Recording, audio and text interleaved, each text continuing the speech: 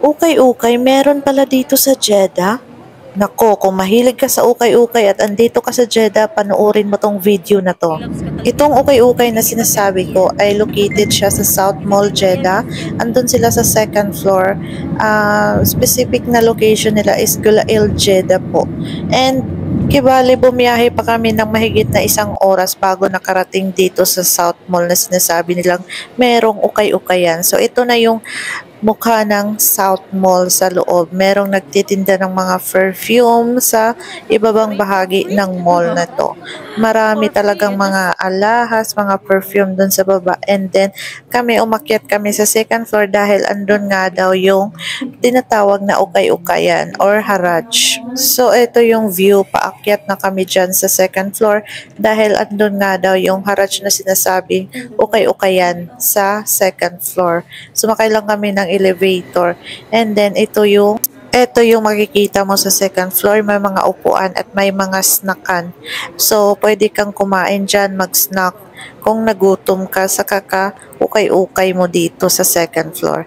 Ayan, wala masyadong tao kasi nga maaga kaming pumunta doon. Ayan, nagtatawag na yung mga tindero ng mga store ng ukay-ukay. Nagtatawag sila. Kapag dumaan ka dyan, ang dami talagang nagtatawag sa'yo.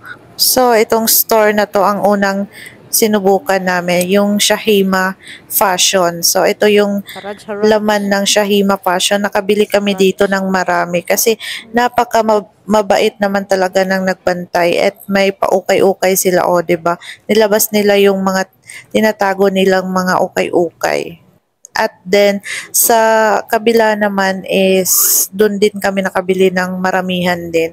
Yung magkasama lang daw sila or magkapamilya siguro. Ang daming magagandang dress at saka mga pants na mga branded, mga jackets, mga bags, at saka mga sapatos na mga branded. Ito yung katabi ng Shahima. Ayan, yung Shahima Fashion. Sinabi ko, na-videohan ko kasi iba-vlog ko to and i-recommend ko sa mga kaibigan namin na naghahanap ng mga ukay-ukayan.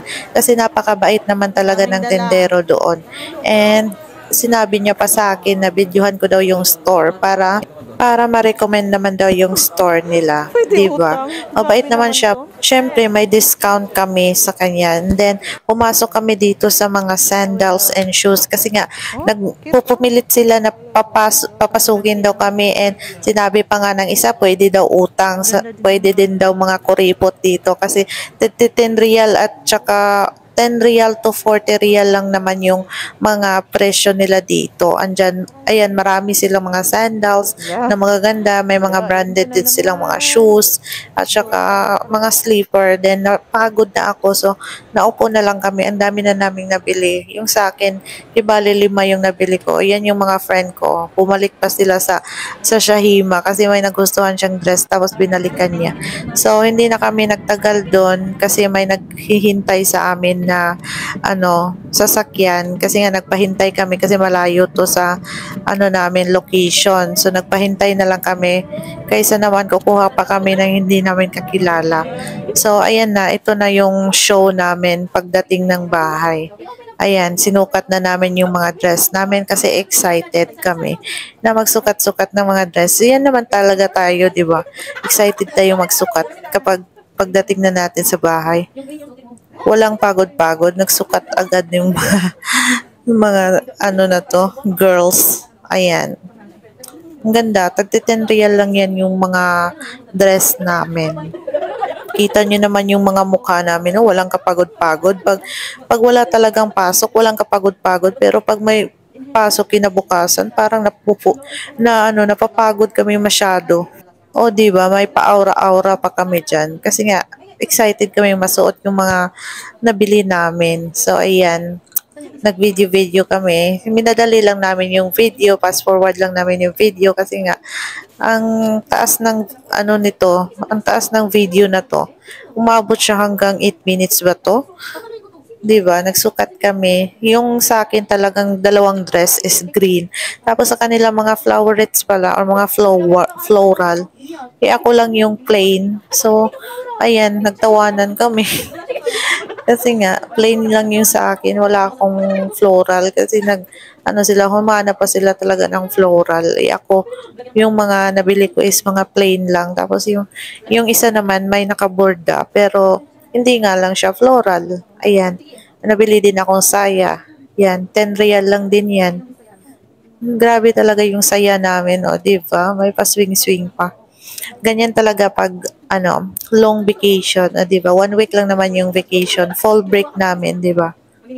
Ayan, excited yung mga girls na gumala with the OOTD na ukay-ukay.